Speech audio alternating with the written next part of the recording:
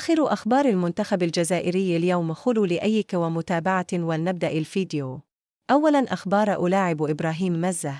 انتقل إبراهيم مازة في صيف العام الماضي من هيرتا برلين إلى باير ليفركوز، في خطوة بدت جريئة للاعب الجزائري الشاب الذي لم يتجاوز 20 من عمره، لكنه سرعان ما أثبت أن القرار كان في محله بعد موسم لافت مع فريقه الجديد.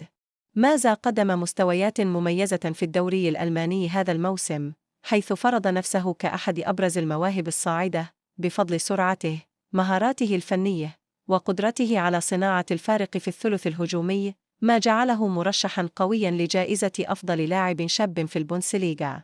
هذا التألق اللافت لم يمر مرور الكرام، إذ بدأت عدة أندية أوروبية كبرى تراقب اللاعب عن كثب، في ظل تصاعد الاهتمام بخدماته مبكراً، خاصة مع اعتباره أحد أبرز الأسماء الواعدة في الكرة الألمانية حالياً.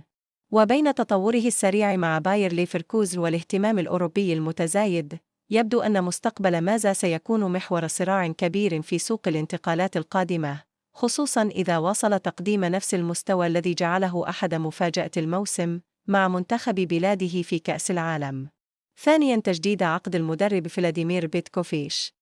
تقترب الاتحاد الجزائري لكرة القدم من حسم اتفاق مع المدرب فلاديمير بيتكوفيتش يقضي بتمديد عقده حتى عام 2028، في خطوة تعكس رغبة الهيئة في الحفاظ على الاستقرار الفني ومواصلة المشروع الحالي مع المنتخب الوطني.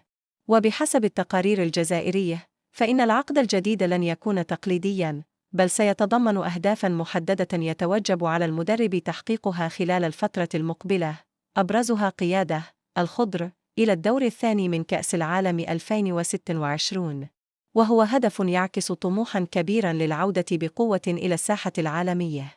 كما يشترط الاتفاق بلوغ نصف نهائي كأس أفريقيا القادمة على أقل تقدير، في ظل تطلعات الجماهير الجزائرية لاستعادة الهيبة القارية والمنافسة على اللقب، خاصة بعد فترات من التذبذب في النتائج. ويتضمن العقد بنداً واضحاً ينص على فسخ الاتفاق بالتراضي بين الطرفين في حال عدم تحقيق هذه الأهداف، وهو توجه نحو ربط الاستمرارية بالإنجازات وضمان أعلى درجات الالتزام الفني في المرحلة القادمة. وهنا نصل إلى ختام الفيديو، أرجو أن ينال إعجابكم ومتابعة بالتوفيق للجميع.